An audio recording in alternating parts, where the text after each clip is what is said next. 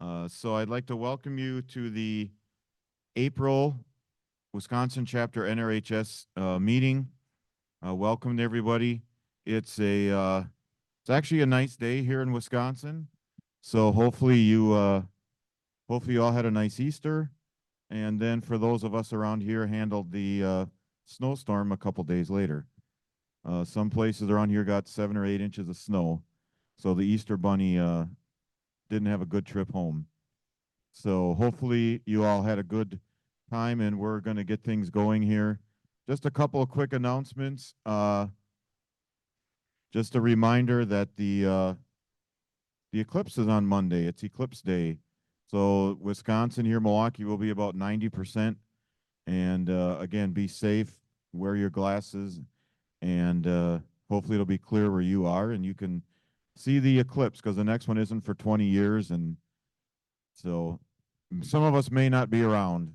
So Tom's waving his hand. So, oh, you'll make it, Tom. You'll still be riding your bike to work. So, uh, so another thing to bring up is the an event you might want to keep track of: the Canadian Pacific steam engine, the 2816, the 464, the Empress, is going to be embarking on its final spike tour. It's going to leave Calgary on April 24th, and it's going to go all the way to Mexico City, Mexico.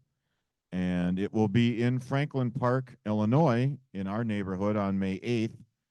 I don't know any other dates as far as when it's traveling. It's also going to be stopping in Minneapolis or up in the Twin Cities. I do not know when those dates are. They haven't been released, but they do have some GPS tracking in there. So you can check it out. And there will also obviously have to be a return trip. So watch for that or more news about that. I kind of teased it last month. We're working on a dinner train at East Troy, be a full blown dinner train, followed by a night photo session. So we're working on details. We're hoping to have a menu with 2 choices of entree, and you could do either the dinner, you could do the night, or you could do both. And I can tell you right now, it's a dinner on a trolley, on a streetcar, and I'm just going to tell you right now, it's not cheap. So you can prepare for. There may be some sticker shock, but so just to let you know. And so that's about all I have for announcements right now. But Mike and I were talking before the meeting, testing out the Zoom connection. We had a kind of a little impromptu gathering, and I've mentioned this before. Next year is our 75th anniversary, and we're working on some things for that. And one of the things would be that they would we want a logo for the 75th anniversary. So we reached out to a friend of the chapter, someone that I know, and some of you may recognize his name, Drew Halverson. He did some work, and I'm going to turn it over to Mike, and Mike's going to kind of unveil what Drew came up with, and it looks really good. So, Mike, it's all yours. Thank you, Keith. Drew is more than a friend to the chapter. If you'll note on Sparks and Cinders, the logo at the top that says Wisconsin Chapter NRHS, established 1950. Well, he designed that, and so naturally we turned to him for some help when it came time to design our 75th anniversary logo. This we're not fully 100% set on this yet, but I wanted to share this with everybody, just so you can see what we're looking at right now. 75 years. This is interesting. Now, one of Keith's design goals on this was 75 years is a diamond anniversary, and if you see here, there is a diamond up in here in the top of the 75. You got tracks going this way, and this way. So we've got a diamond. It's hidden. It's kind of like that little arrow on the FedEx logo that that once somebody tells you that it's there, you can never not see it. So we have a diamond in here. And so this is the concept we're working with right now, subject to revision. And then it looks like it will apply fairly well on swag. So like for instance on a coffee mug or even on a t-shirt. So that's what's going on now, and more information to follow on that. Okay, thanks, Mike. Just a few other things before we get started. We've got a couple of really good presentations coming up to end out our season. Next month in May, we're going to have Paul Swanson from Lake State's Railway Historical Society, and he's going to do a presentation called Wonderful Wisconsin, and it's kind of a buffet of selections from various photographers and collections that they've acquired at the Lake State's Railway Historical Association. So Paul will be presenting that. And then in June, to finish out our season, we're going to have, and this is my favorite alliteration, Railfan routes rail cars via rondout to resolve receiver's remorse. And that will be presented by Bill Edwards. And in his presentation, he's going to hear, we're going to hear about his project in 1993 to fix rail transit times from steel mills in Northwest Indiana to his facility in Minneapolis. So again, if you enjoy these programs and presentations, it'd be great if you could join us. And to join, it's $20 or $21 online. And you can go to www.nrhswis.org and you can sign up to either renew or join our chapter, and that would be much appreciated. You can get sparks and cinders that some guy puts together at the last minute every month. And I must say, I did get some photo contributions from members for the one you just got, and they were great. So please keep those coming. And it was great to have that and not have to try and find something to put in there. So at this time, I'm going to turn it back over to Mike. And Mike is going to introduce our speaker for tonight, Ed Koehler. So, Mike. Thanks, Keith. And thank you again for that announcement regarding membership. We do these programs for the benefit of our members. Of course, our door is always open. We'll take any guest who's interested.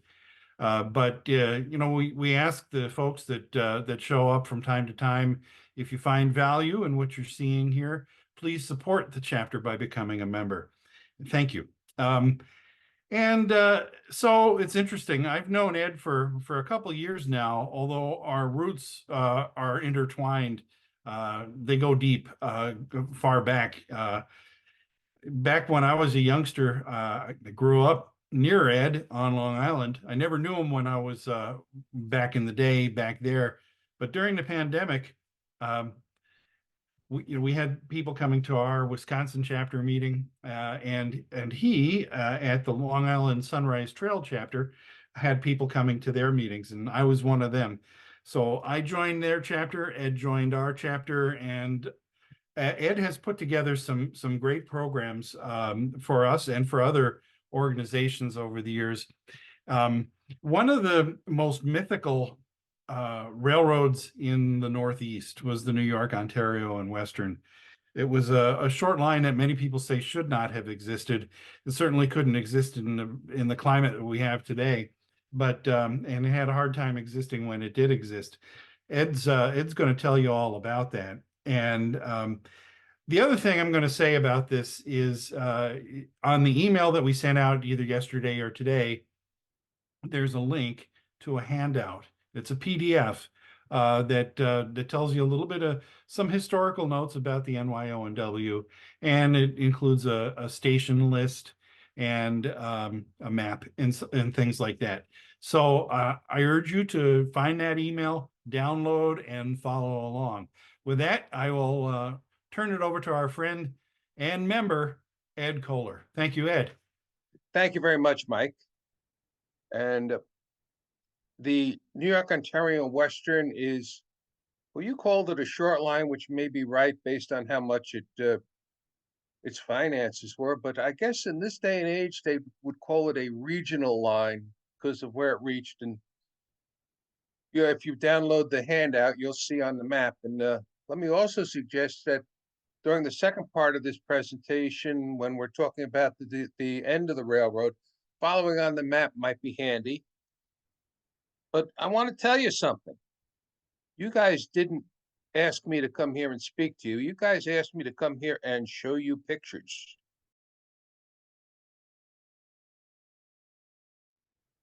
March 29th, 1957. So you can see this show is timely. The last day for the New York, Ontario, and Western Railway. First, there was the New York and Oswego Midland, incorporated on January 11th, 1866 to link Oswego with New York City by the most direct route. It was promoted by the mayor of Oswego, New York, DeWitt C. Littlejohn. During 1871-1872, segments of track were placed in service between Sydney and Middletown. Trackage was completed on July 9th, 1873. The first through train to New York City via trackage rights ran on July 10th, 1873. Keep that date in mind, July 10th, 1873, because the Oswego Midland entered bankruptcy on September 19th, 1873. Yeah, it was a quick one. The New York and Ontario Western Railway, which is our subject tonight, was organized on January 21st, 1880, with Middletown to Oswego trackage. It lost the trackage rights south of Middletown. It opened the Middletown branch to a connection with the New York West Shore in Buffalo on June 4th, 1883. So now trains could run through from Weehawken, New Jersey to Oswego. Weehawken was on the Hudson River opposite New York City.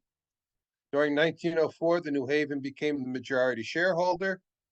The New York, Ontario, Western filed for bankruptcy on May 19, 1937, and was thereafter operated by a trustee. The bankruptcy court ordered it shut down by April 1st, 1957.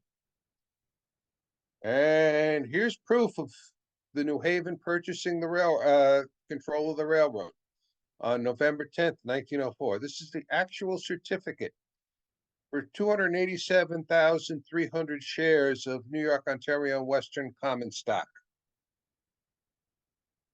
Here's a New York, Ontario, Western map circa 1943. I know it's circa 1943 because a particular branch line that goes from New Berlin Junction up to this area to Edmondson is no longer. We're going to be covering the Ontario Western from Weehawken with this arrow to basically Norwich, which is this arrow. But we'll have some video of some of the other part, small other part, and one or two shots along the Scranton division in the show. Let's begin our trip at the West Shore Station in Weehawken, New Jersey. Well, I already lied to you because we're going to really start at the ferry terminal, the New York Central Ferry Terminal at West 42nd Street in the Hudson River. The trolleys here are operated by the 3rd Avenue Railway. Weehawken with the 501 and 503 backing onto their train. The 251 and 255, both Camelbacks speed through Bogota, New Jersey. The 408, which is a light 482 Mountain, speeding along the West Shore.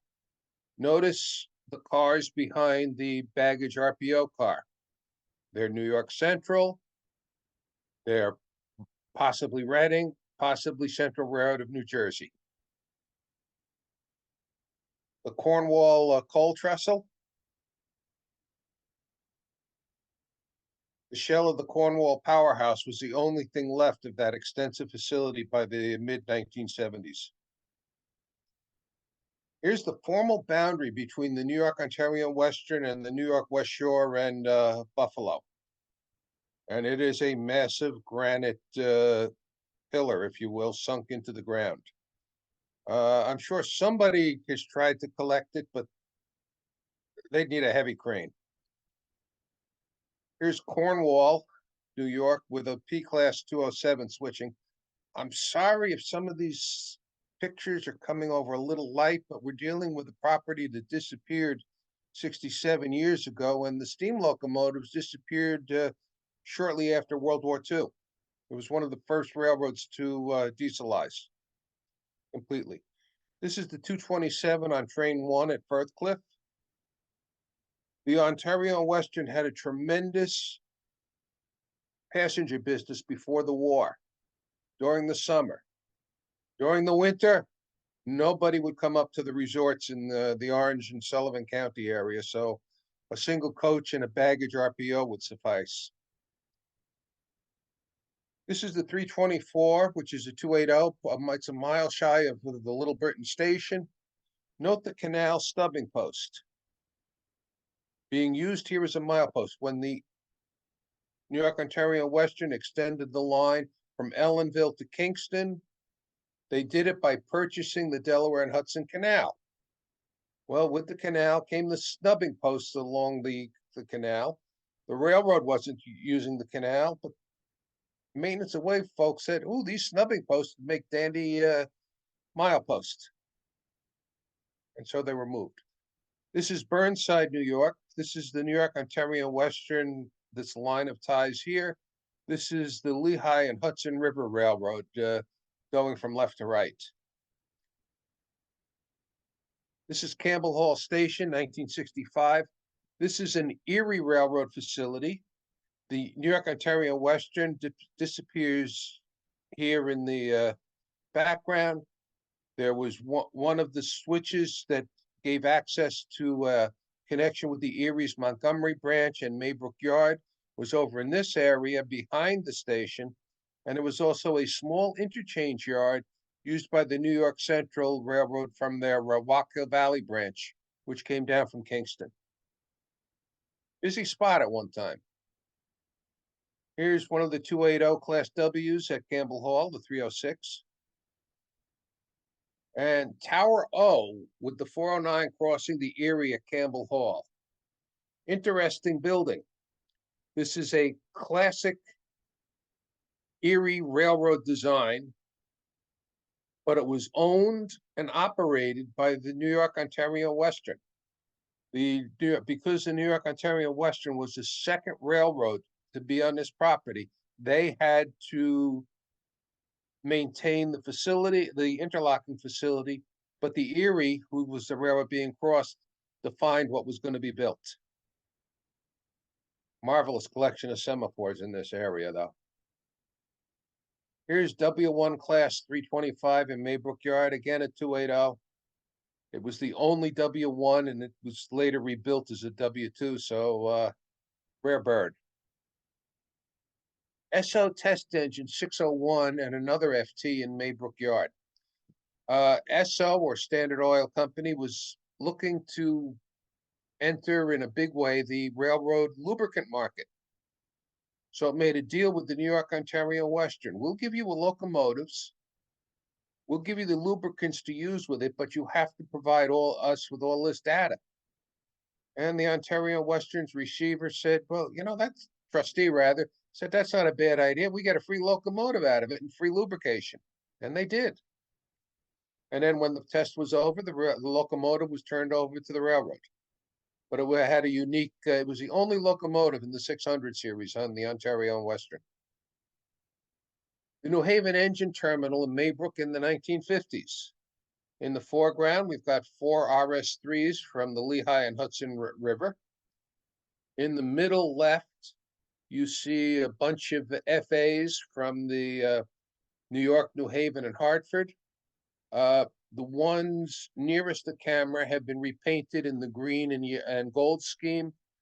The one at the extreme right is still in the orange scheme, which they were delivered as. They were originally delivered as ABA sets. And then over in the distance is a New York, Ontario Western FT AB lash up. Well, they considered the AB one locomotive. So you had an FT, and on the back of it is a chicken wire F3 of the 500 series. and lots of freight cars. Before Maybrook was closed, this was actually the east end of a through run from the Chicago, Burlington, and Quincy. Crystal Run Station, we're getting near Middletown. Station was there as a ramshackle rooming house. It was restored, rebuilt to a restaurant, rather excellent prime rib, I might add. And then a fire caught up with it. Fires have caught up with a lot of buildings from the Ontario and Western. Self-cannibalization to keep the line going. The trustee scrapped virtually all the hopper cars, all the steam locomotives, and on the Southern Division, the second track, including the bridges for the second track. All that scrap money gave him cash, which allowed the railroad to finance the diesels or pay off the financing on the diesel locomotives and to keep operating a little bit longer. Here's U1 class number 246 southbound south of Middletown Main Street.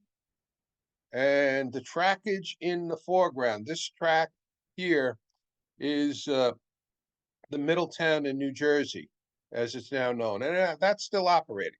The Ontario Western is gone, but this trackage is still there. Here's Middletown Main Street. Fascinating station when you deal with the history. The New York Ontario Western was here where the parking lot is. You can't see it, but the double track Erie Main Line was over here on this side, and there were platforms there. And coming up from down here and getting back onto both tracks, either the Erie or the New York Ontario Western, was the New York Susquehanna and Western. So you had three railroads using this one station building. A couple of blocks away, the New York and Oswego Midlands Middletown Wickham Avenue Station. This was a big hulking piece of wood. Shortly after the Ontario and Western took over, they rebuilt the Middletown station. And this is what the building looked like when it was originally constructed. Now, the interesting thing here, this is their pride and joy. The tracks in front of it are owned by the Erie Railroad.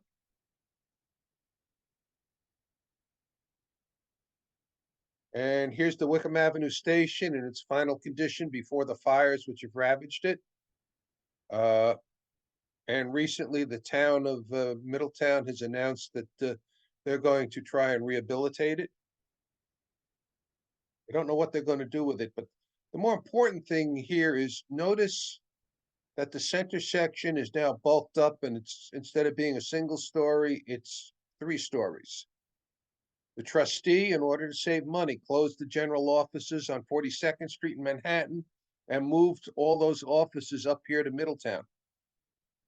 And this bay window was the home of the dispatcher for the Southern Division. And here's the 401, one of the light 4A2s at Middletown Station on passenger duty.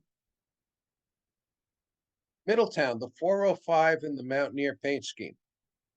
There is supposedly one color picture of this locomotive, but I haven't come across a copy of it yet. The locomotive was painted maroon. The stripes or outlining, lettering, numbers were done in a orange color. And there was a combine, several coaches, and two parlor observation cars to match. This was done in 1938. By 1943, all of that fancy paint had been removed. Now here's the 502 in Middletown. It's circa 1953, and this may actually be the last month or two of passenger operations. Passenger operations on the Ontario Western fell apart very quickly after World War II to the point where there was a summer-only train from Weehawken to Roscoe and return. And if you notice, look carefully, you'll notice that those 2 coaches are Central Railroad of New Jersey. The 501 and one of the 2 home-built steam heater cars.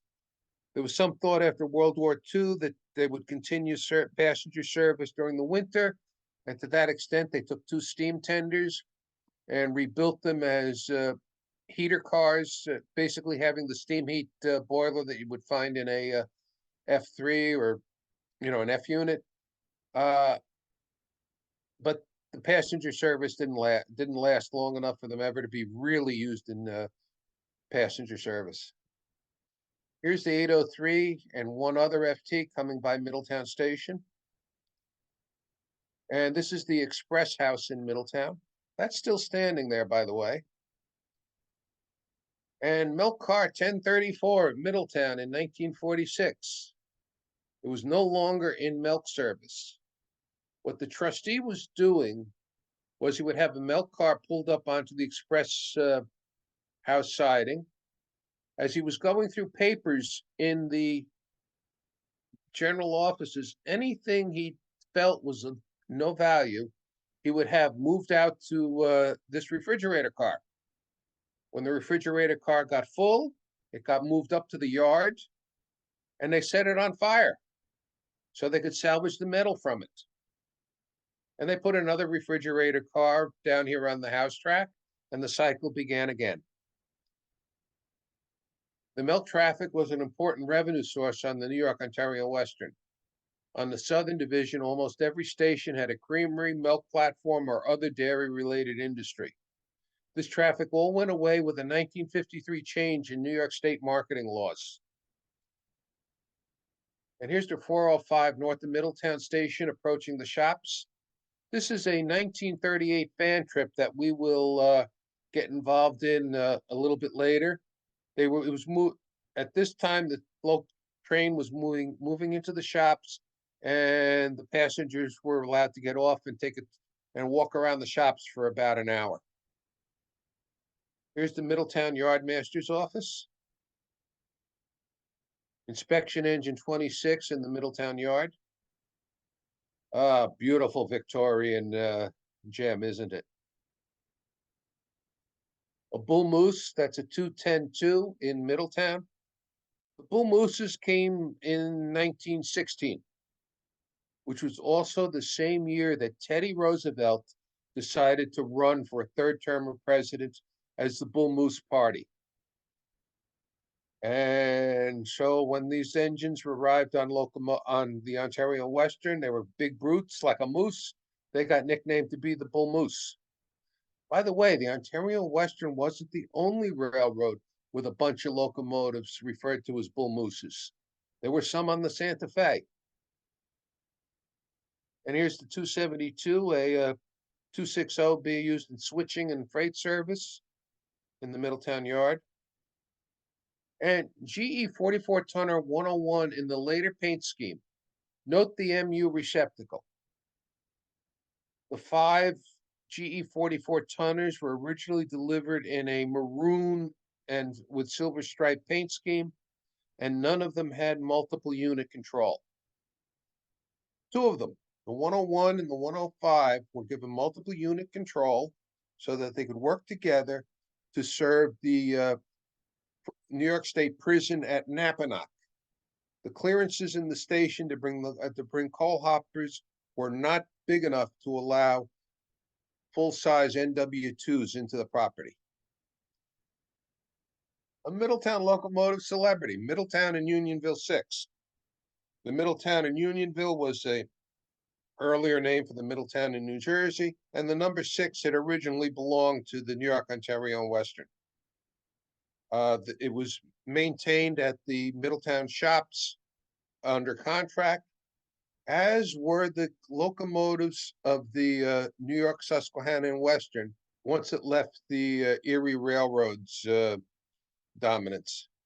Here's the 114 in Middletown after the shutdown. Right behind it is one of the heater cars I mentioned earlier, and 3 and probably 4 or more NW2s. Business car 30 in Middletown. This car was purchased in 1886, and practically nothing remained of the original car. It had a new steel frame. It had been lengthened. It had been made wider. They did a lot of work to it. And it remained at the end on the property until the end of the operation in 1957. It was picked up by a private owner and then was moved to the Arcade in Attica, where it was on display for about 40 years. It was purchased by Walter Rich, who owned the New York Susquehanna and Western at the time. He moved it to Franklin, New York for a museum.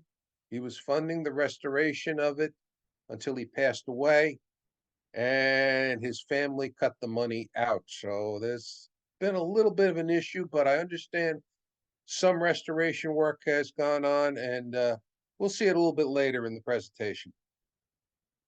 Here's the Middletown erecting shop. This is in 1974, long after the railroad had left it. November 11th, 2020, the Middletown shops burned, and they burned well. One final view of the shops as we head north. Also in Middletown was a coal storage facility. They're a little hard to see, and this is a picture from the Ontario, like most of these black and white pictures are from the Ontario Western Railway Historical Society archives.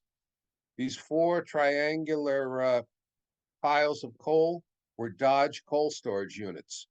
Of course, that wasn't the only way they stored coal. Look at all the hopper cars in the yard. If you don't believe me, here's looking from top of one of those Dodge piles at the hopper cars in the yard. Now, I got to tell you something. I always thought a postcard of a yard full of hopper cars was a little strange. Back in 1979, a coworker of mine went to Little Rock, Arkansas for a training class. She got hurt. They took her to the hospital. One of the things the hospital sold in their gift shop was a postcard of the emergency room entrance.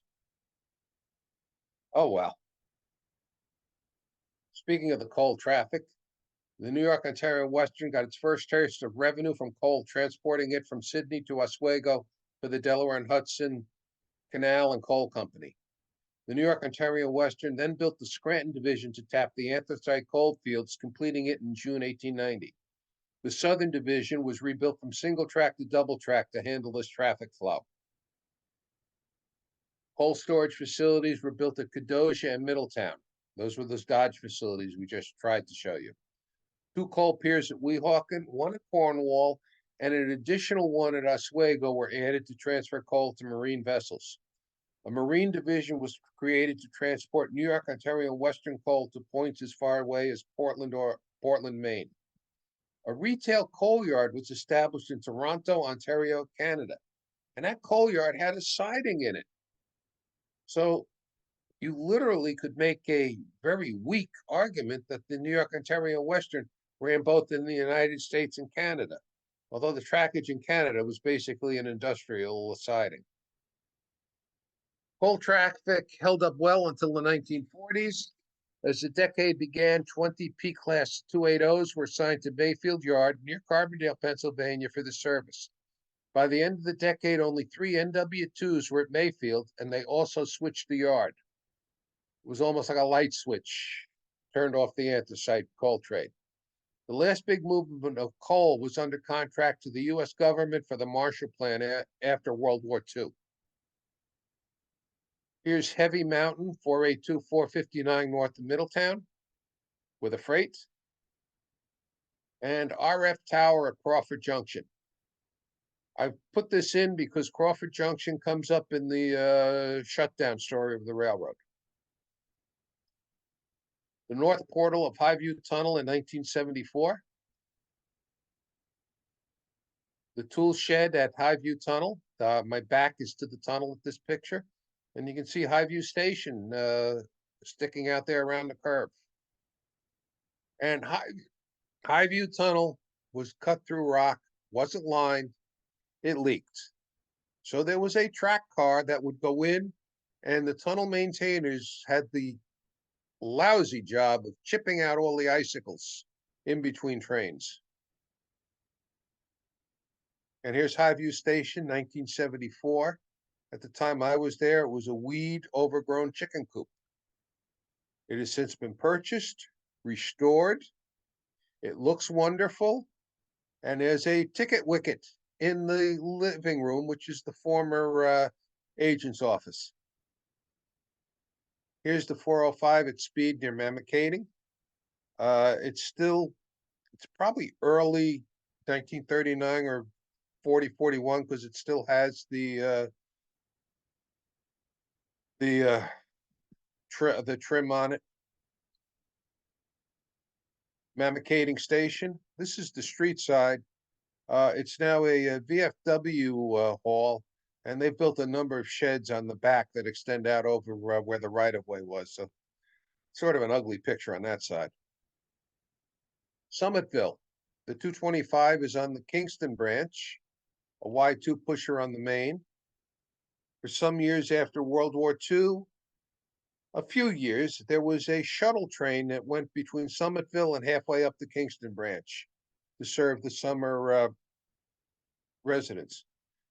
And people are surprised to learn that there was a pusher grade in Orange and Sullivan County, but it did exist.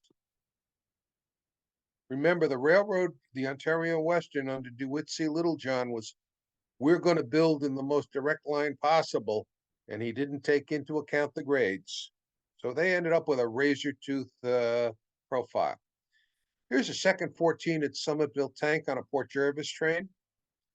Sort of a nice picture of a Camelback 440. And here's Summitville in 1974, at a time when a group was trying to organize something called the O&W Scenic Railway, and they imported, as you can see there's a boxcar. They imported a couple of pieces of rolling stock from Central America. Unfortunately, the program fell through. The local town council got a little crazy about the semi-abandoned station building. So he donated it to the local fire company for a live burn exercise. Bummer. Here's the 228 and train at Summitville. And Woodridge in its original guise as a railroad station. Woodridge, relocated and rebuilt. I have to tell you, the burgers weren't bad. Unfortunately, it's now been torn down and there's a multi-level, multi-lane self-service gas station on the site. Olsburg Station. Now, this station was rebuilt in a very interesting way. They needed more space, so they built new walls about a foot out on either side. And they built this portico type thing that you see right here to the right. It's sort of faithful to the original shape. You gotta give them credit. And the railroad was where the gentleman is walking on the sidewalk over there on the right-hand side. Luzon Station, Hurleyville.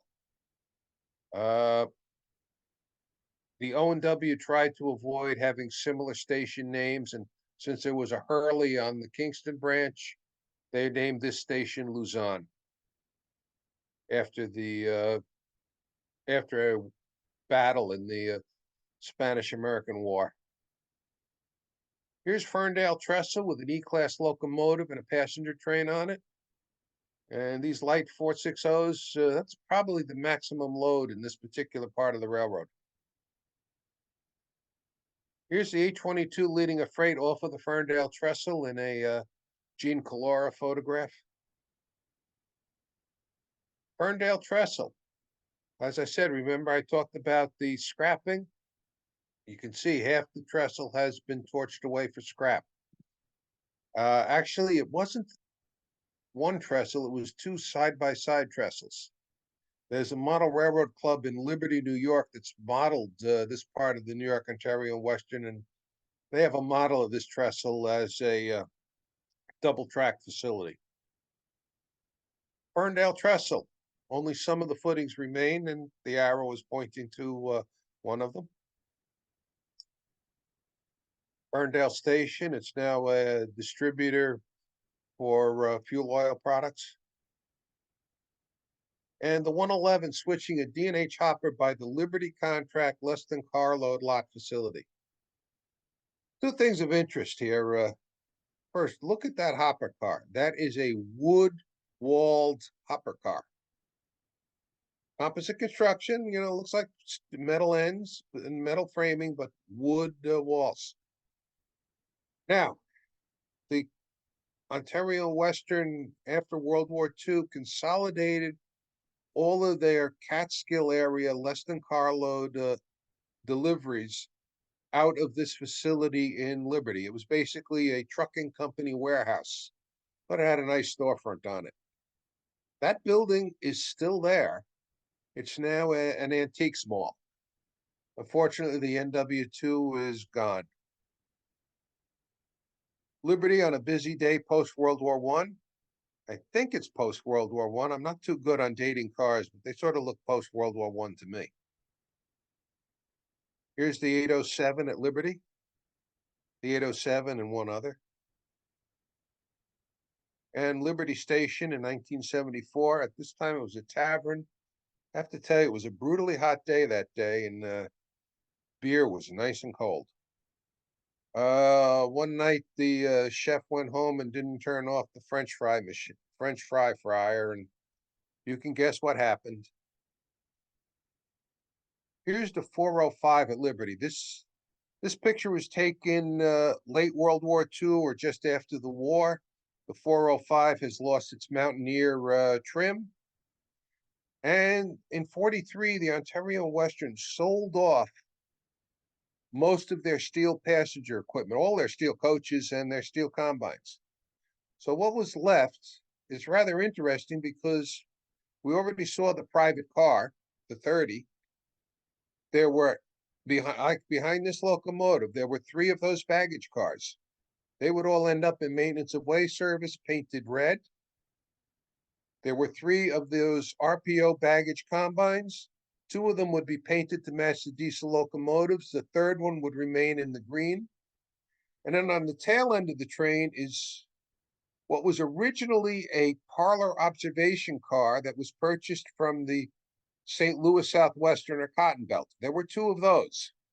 During World War II, they were converted to coach observation cars. And they were basically the last 2 passenger carrying cars on the property. The Hotel Wawanda near Liberty, New York. Now, it was important that it said near Liberty, not in Liberty, New York. And we'll talk about that in a moment. The summer resort industry was one of the 2 major traffic flows on the New York-Ontario Western, the other being the transport of coal. In the days before air conditioning, it was a practice for families to move from the city to the country to escape the summer heat. The father would come up on the weekends, creating a rush hour schedule of trains on Friday afternoon out of town and a rush hour schedule of trains back into town on Sunday afternoon. Now, Liberty became well known as a place where you went to get the tuberculosis cure. Basically, you went to a summer camp and slept in an outside pavilion. No walls and just a roof outside of you. It was hoped that the fresh air would help you recover from the infection of tuberculosis. As a result, Liberty got a very bad reputation. You're not going to want to stay in Liberty to spend your summer. There's all those sick people up there. So all the hotels began to call themselves near Liberty, started up little names, Rwanda Park, Liberty Park, just anything to try and say, we're not in Liberty. And going a little further north, we had come to Young's Gap. This is the north side. And I guess that's Mr. Taylor based on on this postcard. R.E. Wright had the 3rd trick. We don't know who had the 1st trick or the relief. And this was Young's Gap was sort of the end of the pusher section from that began back at Summitville. And you can see the potbelly stove to keep the train order office open. Here's Parksville Station, which is the next station up the line. And this was a typical small town station, but it was so much more.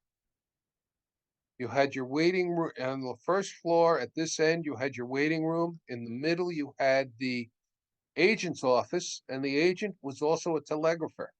So you'd always come down here to get your telegrams if they weren't being delivered by a messenger. On the far side, the other side of the agent's office was the freight station part, or the freight room, which also served as a baggage room. And here's the platform for to bring stuff into the yard. This is the house track, which was used as a siding. These two tracks out here were the main. Now, the agent and his wife and family lived in a two-room apartment in the upper floor of the station. And the wife, she was on the payroll of the railroad too.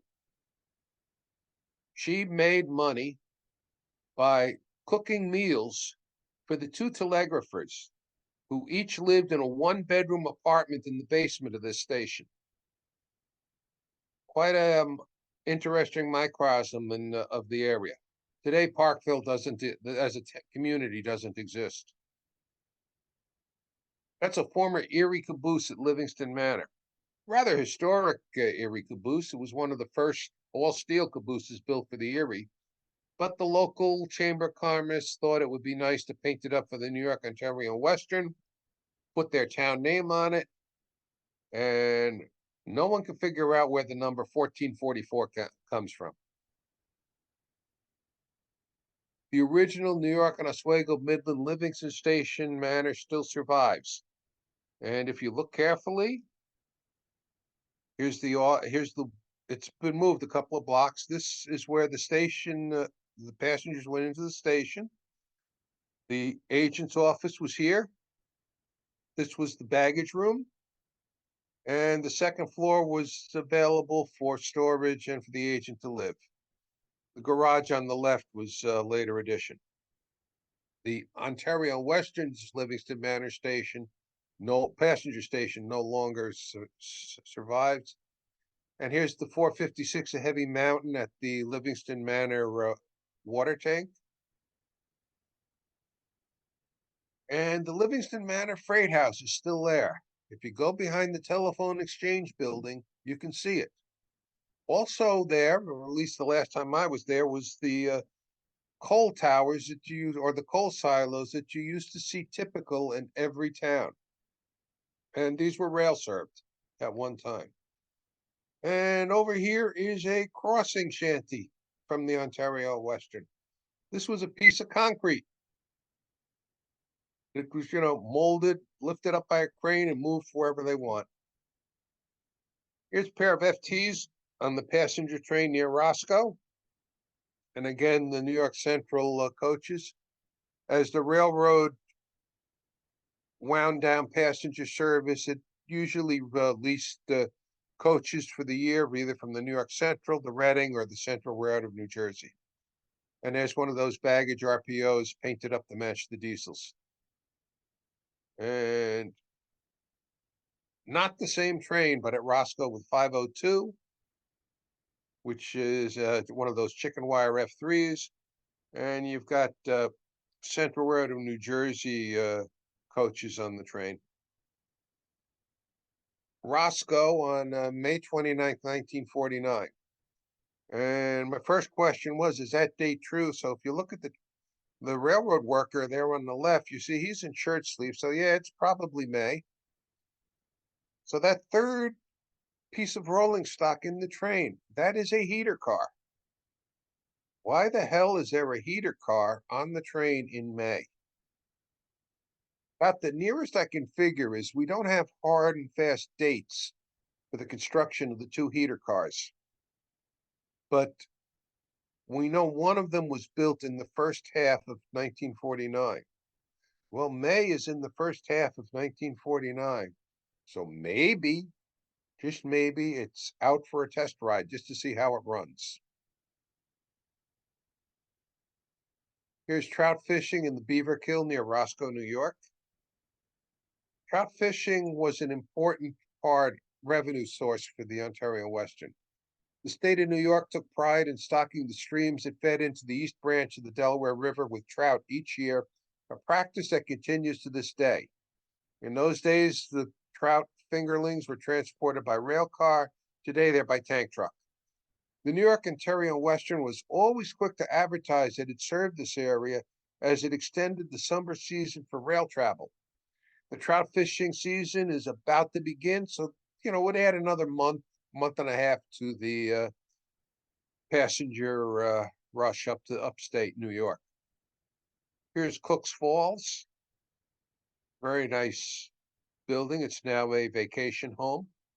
I don't have a picture of it in this show, but the water tank in Cook's Falls was torn down, and the owner put a circular cabin that's about 4 stories tall on the base of the water tank. Circular, of course. Here's East Branch. The building has since disappeared, but East Branch is more important than you would think. If you look at the small village now, East Branch, this was actually a junction between the Delaware and Northern, whose red heifer motor car is seen here on the right, meeting the New York, Ontario, and Western Milk Train. And this was a daily occurrence until the Delaware and Northern was purchased by the city of New York and shut down because they wanted to build a reservoir over most of the right-of-way of this line. The line went from here in East Branch over to Margaretville in New York. The area north of Roscoe was known for its wood chemical plants. The wood chemical industry burned wood in retorts and extracted chemicals from the smoke. This was an important revenue source for the New York, Ontario, and Western, as was the incompatible hotels and trout fishing in the same area. The wood chemical plants were terrible polluters. Carcinogenic and products were all over the place. It was not a place to be. And then just down the block, you have people fishing in the streams and the resort hotels. The Fishers Eddy Bridge now carries a highway. And in the late 1970s, I had no trouble crossing it several times. But in 1897, an empty coal train did have a bit of a problem. The picture has been around for years. About 5 years ago, a gentleman who did bridge collapse investigations for the U.S. Coast Guard looked at the picture and said, "Oh, I know how that's happened." And he wrote a very scholarly tome on explaining the collapse. Now, of course, the instant you see coal train bridge collapse, you think, oh, well, it was an overloaded coal train. But look carefully. This was an empty coal train on its way back to the Scranton area. Here's FT 807 entering the Hawks Nest Tunnel. The 821 on train 9 arriving in Kedosia. The Ontario Western kept a passenger schedule on their timetable even after passenger service was given up, because it allowed them to run this time freight, a time freight to that. And over here, this is the site of the coal trestle in Kedosia. And speaking of that coal trestle, here's the Heavy Mountain 455 with the snowplow pilot in front of it. And Kedosia Yard circa 1920. Okay, in the lower right-hand corner, you can see a tank car. This tank car is en route to the Scranton division, which goes over this way, and it is filled with vinegar.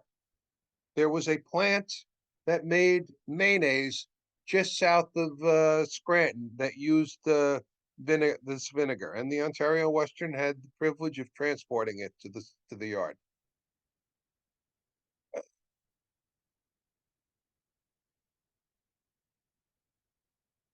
Okay, here's the 408, which is a light mountain leading us southbound across the Delaware River Bridge on the Scranton Division.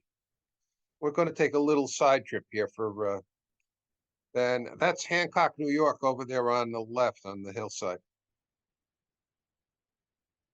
And here's the 352, one of those 210-2 bull mooses pushing on that southbound. The Delaware River Bridge was demolished circa 1978. The New York end remained with a restaurant located in it.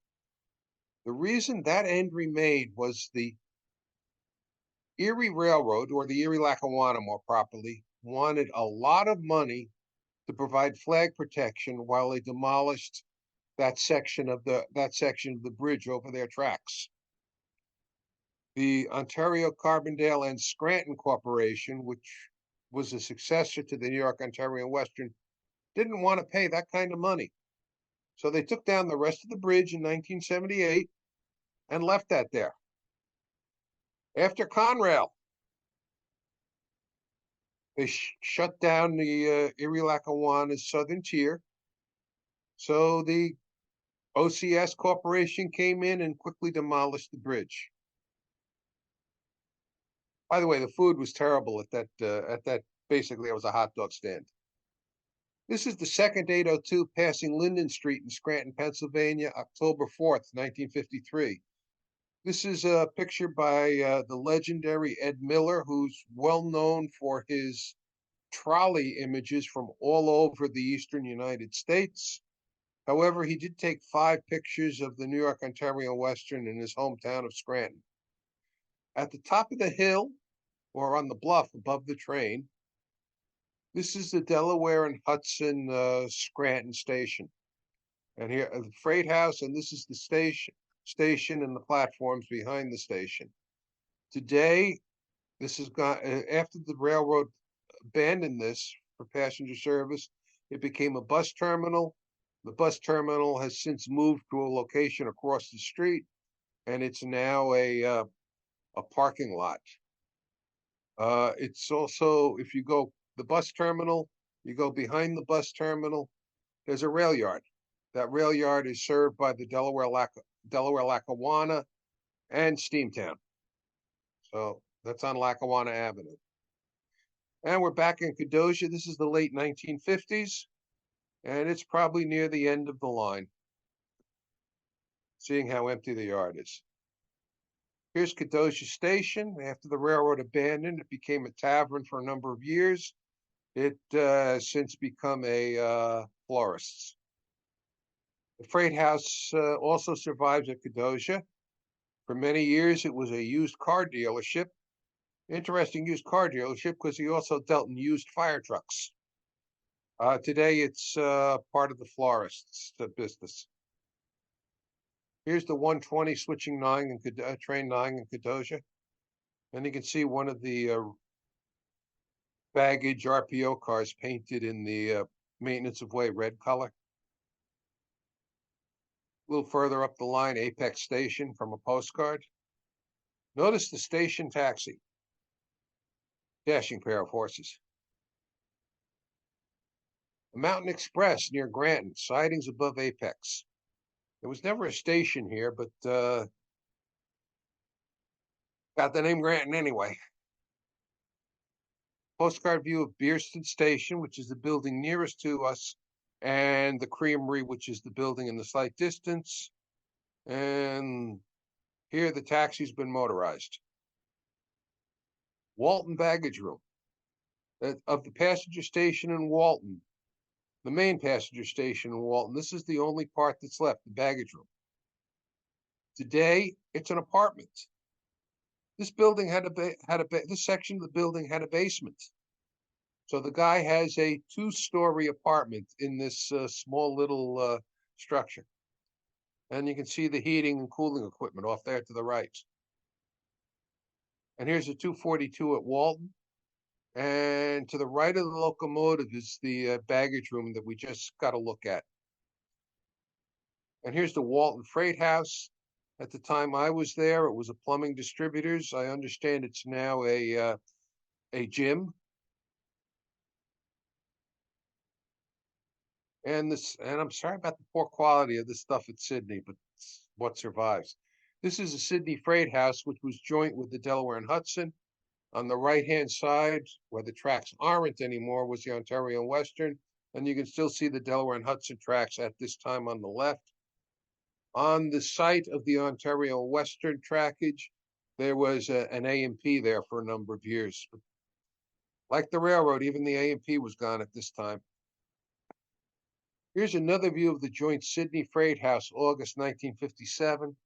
This is a blow up from a 35 millimeter slide. And I ordinarily would have not used it in the show, but I just love those two Railway Express green painted trucks with the silver roofs over there on the left-hand side. A lot of atmosphere there. And you don't need sharp focus to bring atmosphere into your mind. And here's the 245 at Sydney. This was originally a U class 260, and it was rebuilt to a U1 260. But it's still pre-1917 if you notice the oil headlight on the front of the boiler. Maywood, which is located in Sydney Center, was the site of a horseshoe curve on trestles. Look at that. And the Pennsylvania Railroad's horseshoe curve gets all the press. The New York, Ontario, and Western had one also. And they did the Pensy one better because they had theirs up on stilts. And a double-headed passenger extra approaching the Maywood station. Sorry for the bad quality image. This train is being pulled by double-head camelbacks. It had run from Weehawken to Summitville behind the 405, the two camelbacks to Sydney. This is the train I pointed out going into the shops at Middletown. And the two camelbacks to Sydney. Then the passengers changed to a D&H train to Albany with the last leg to New York City on the New York Central. The cost was $5 in 1938. Unbelievable. Maywood. This is the Sydney Center the station in Sydney Center. Since this picture was taken, the local historical society has acquired the building and has done quite a wonderful job in restoring it. Here's the Lions Brook trestle. We'll see this later in the video segment. Unfortunately, this glass plate negative is cracked, but it's the best I could come up with at the time. Here's Norwich with Camelback 440 number 12 at the station. Notice the station building there on the right. And here's Norwich Station building again. And I hear some music. The Buffalo Division of the Railroad Enthusiasts are taking a trip from Oneida to Sydney on a milk train. Let's just watch.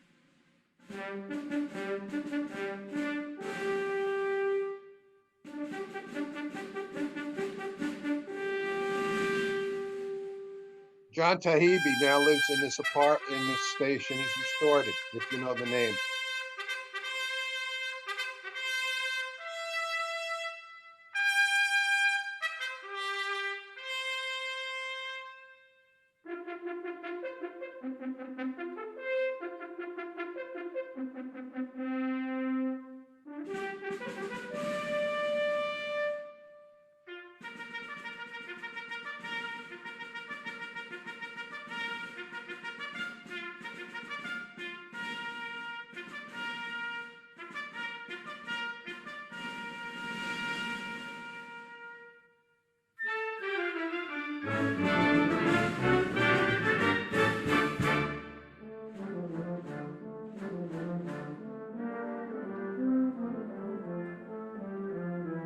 That's the Utica Division branching off to the right there.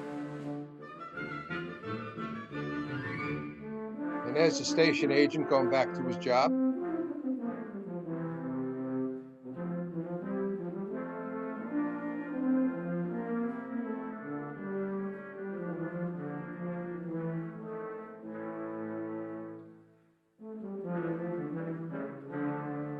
This is Earlville. Up until the USRA takeover of the railroad in 1919, there was a through Pullman sleeper car that was interchanged with the New York West Shore and Buffalo, which had a branch here that went to Syracuse.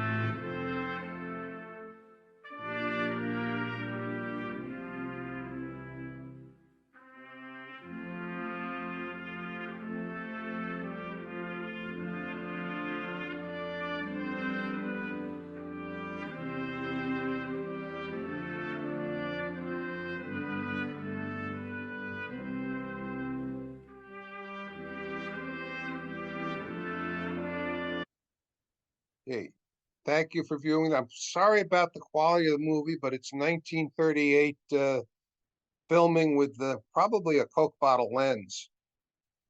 Anyway, let's get back to our story. In early 1957, the bankruptcy court ordered the New York, Ontario, and Western to be shut down as of April 1st, 1957. No successful plan of reorganization had been developed during the 20 years of bankruptcy. The Old and Weary was embargoed circa March 15th, 1957. This meant that no shipments could be waybilled after that date for interchange or delivery by the New York, Ontario, and Western. Goods in transit on that date could continue in. Goods could still be shipped out.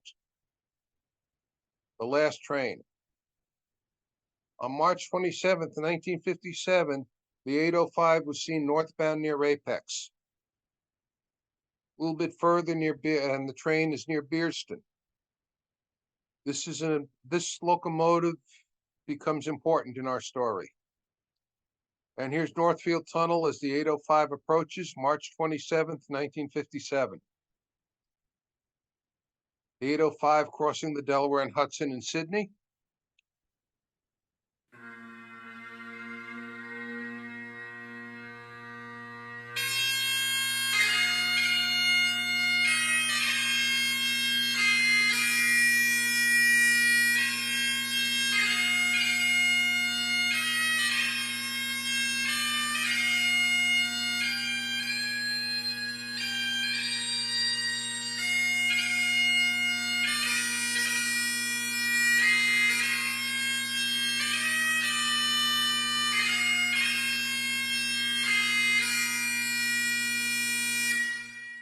Three 3:25 a.m., March 28th, 1957.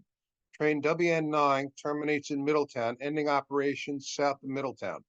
Normally, this train would have gone to Norwich. 5:50 a.m., extra 803 with the 821 arrives at Mayfield from the Lehigh Valley Railroad at Coxton. Operation south of Mayfield Yard ended. 7:15 a.m., train NE6 departs Mayfield with 803 and 821. When it arrives at Kedosia at 8:35 a.m., the Scranton division is history. 11:20 a.m., extra 115 arrives at Clinton from Rome with the last Rome branch movement. 11:55 a.m., extra 118 arrives at Walton from Delhi with the last Delhi branch movement. About 12:30 p.m., extra 115 arrives at Pecksport, closing out the Utica division. Extra 123 departs Monticello at 2:20 p.m. for Port Jervis, arriving there at 3:40 p.m. When it arrives at Summitville at 6:10 p.m., those branches are closed. 3:45 p.m., extra 120 departs Kingston for Middletown, arriving at Summitville at 5:50 p.m. the last movement on the Kingston branch. 4:35 p.m., train ON2 with the 805. Remember that from the picture? Which left Oswego at 1:33 p.m., departs Oneida. When it arrives at Norwich at 6:05 p.m., the north end becomes history. 7:30 p.m., Erie Extra 427 arrives at Crawford Junction, RF Tower, and clears the New York, Ontario Western in Middletown at 7:45 p.m. The final train order was issued to the conductor and engineer of engine 805. Number 24 was made complete at Norwich at 8:24 p.m. on March 28, 1957. I'm going to tell you a funny story. The operator, or rather the conductor and engineer who made this complete at Norwich, they put the wrong date on it. It should have said March 28th, and they dated it March 29th. Norwich at 9:12 p.m. on March 29th, 1957. This will become the last train. That's the 805 there on the left. And the station is that white building in the distance. Extra 805 arrived at Middletown at 3:25 a.m. on March 29th, 1957, ending all New York, Ontario, and Western train operations. At 4:45 a.m. that morning, the moon rose on an emptier landscape. Sydney in August 1957, after the shutdown. At this time, a local short line had trackage rights into Sydney to interchange with the Delaware and Hudson, but they were not used. There would no longer be any light at the end of the tunnel. Aftermath. FT 801 after the shutdown. The FTs, most of them were moved to storage down in Jersey. 2 of them were sold to the Baltimore and Ohio. 114 in Middletown after the shutdown of the NW2s. 3 of them went to the Rock Island via a short line, and the rest of them all went to New York Central, to Penn Central, to Conrail, and when Conrail got rid of all the switchers in, I think in 1988, they put them in the shredder in Hollidaysburg. That's where most of them ended up. 5 cabooses went to the Long Island Railroad after the shutdown. That's an Art Harnacky picture. RPO baggage, second 170 in Bauman Scrapyard in Mayfield. Bauman Scrapyard was basically on the site of the old Child's Yard. A few years later, steel RPO baggage combination car 170 continued to molder away in the scrapyard. Apparently, Bauman found someone to buy the trucks, so he just dropped the body on the ground. 3 segments of New York, Ontario, and Western operated track continued to see use. That's a piece of track up near Oswego, a piece of track outside of Utica, and one that's really different.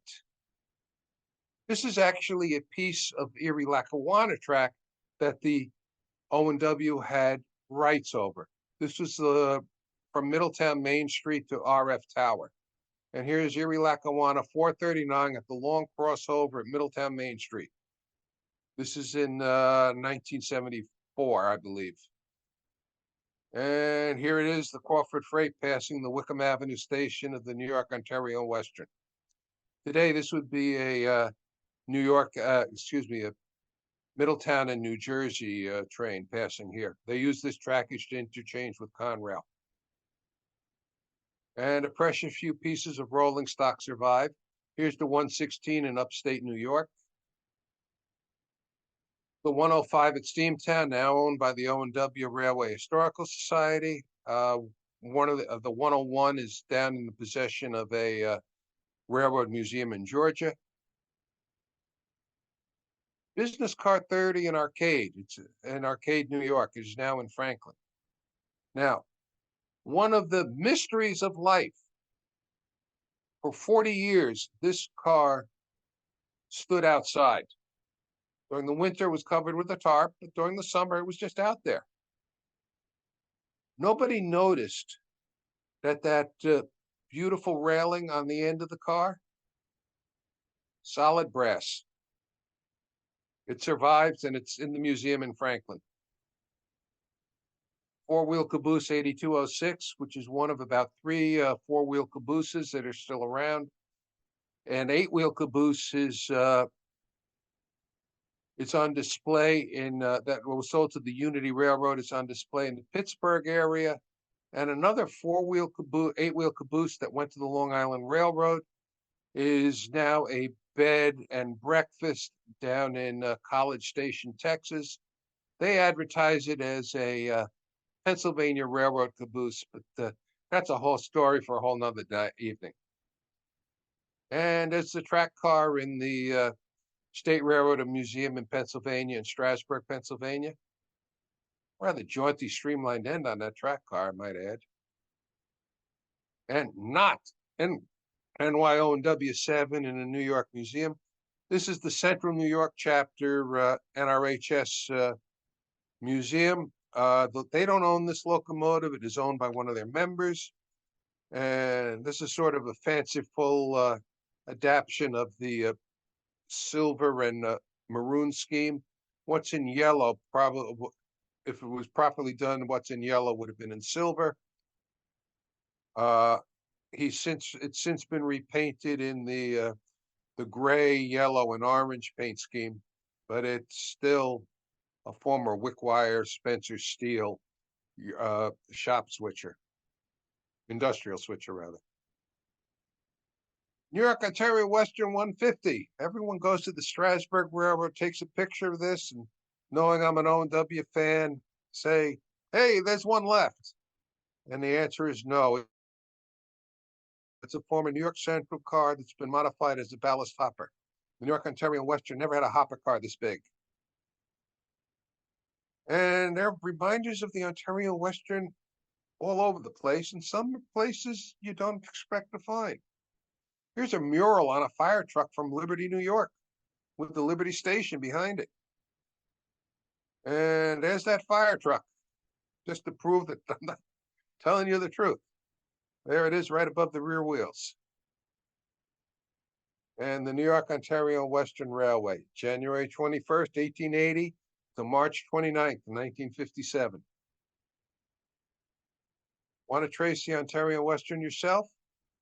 The O&W Railway Historical Society publishes a series of booklets that'll give you a guide over the entire property. I think a set of all 6 will run you just close to $100. A lot of history, a lot of good stuff in there. And if you're interested. For a good basic history of the line, William Helmer's O&W.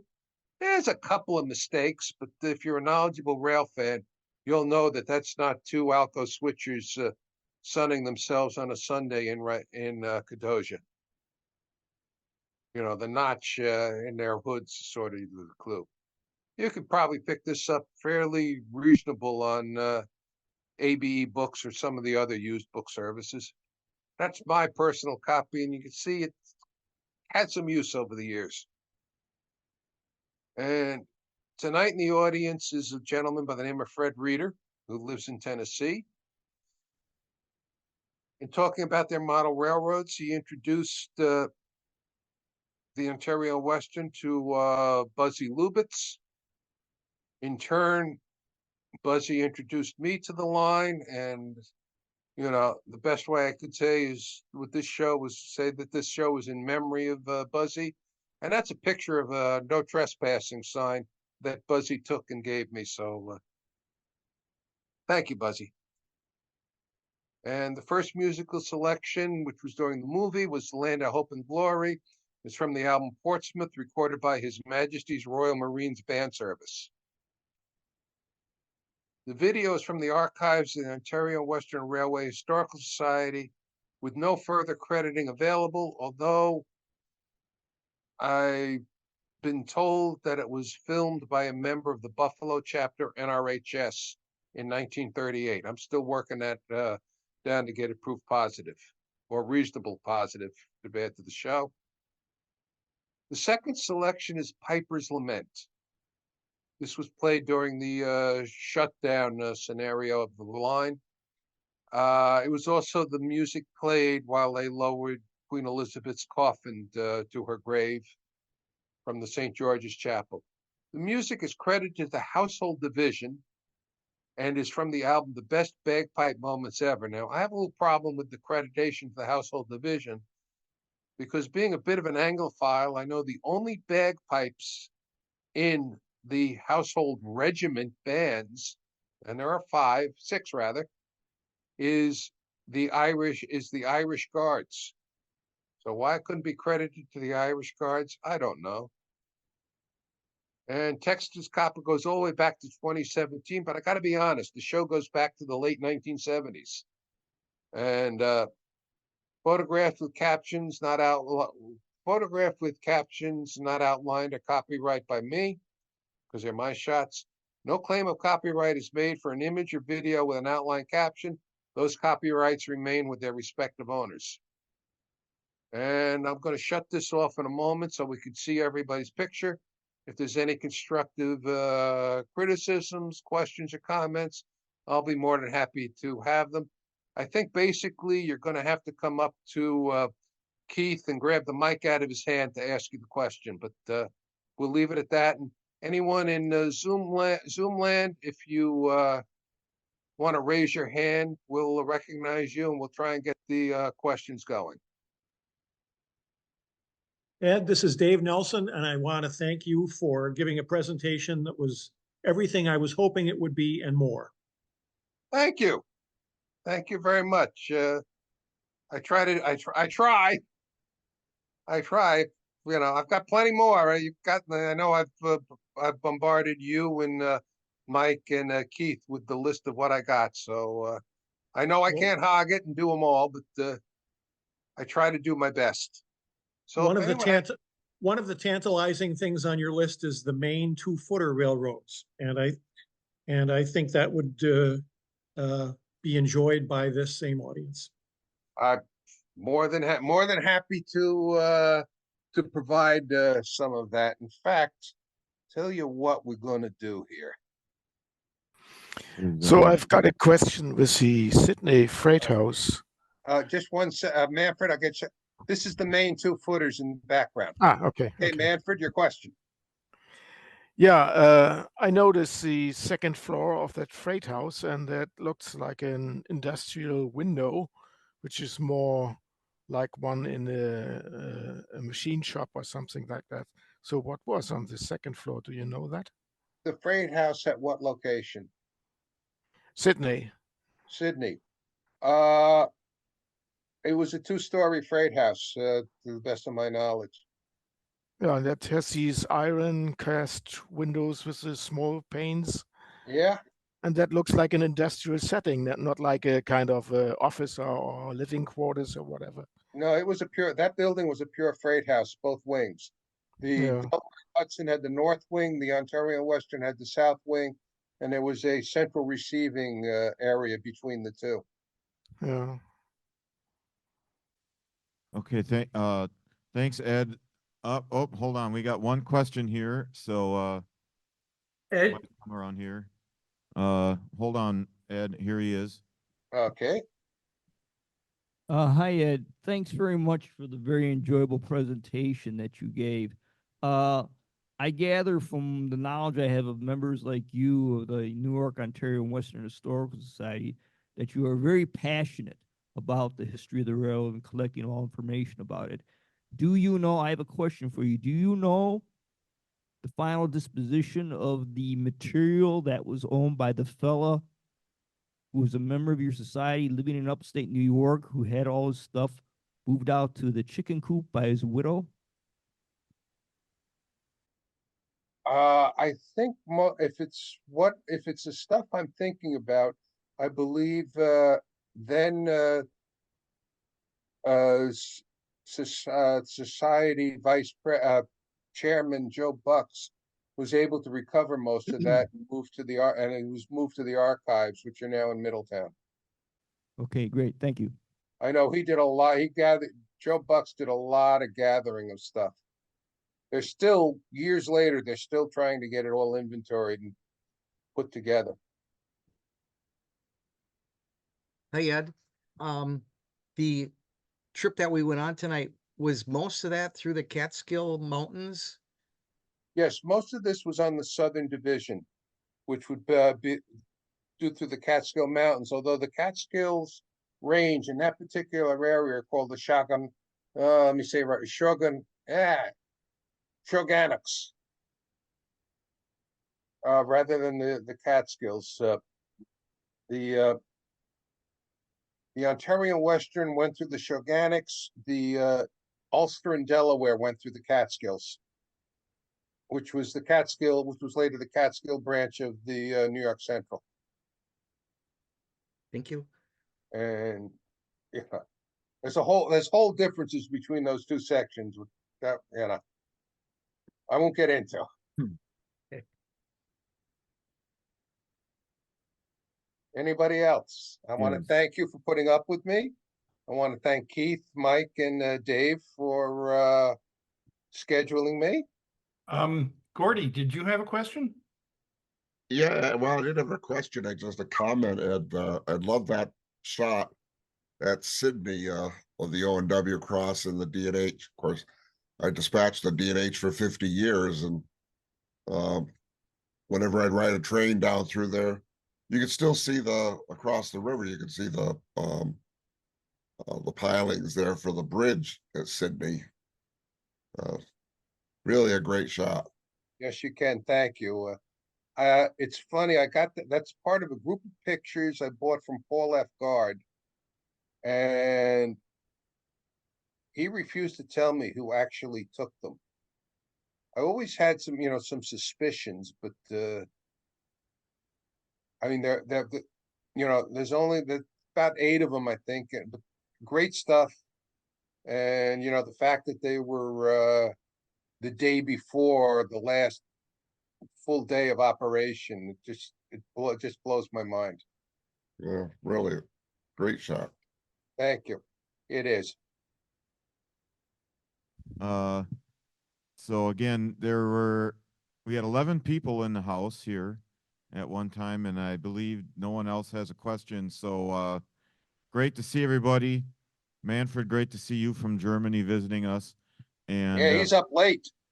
yeah, yes, he is. And Yeah, so right. again, Thank we you. will and Mike or Ward, if someone's going to continue on, that's up to you guys. But Yes, Keith, we'll okay. do an afterglow for Okay. any of the Zoom people who want to stick around for chit chat. Sounds good. So again, thank you all for attending. Thank you, Ed, for a great presentation. And Thank you for letting me deliver it. we will see you again in May for Paul Swanson. Thank you very much. You're welcome.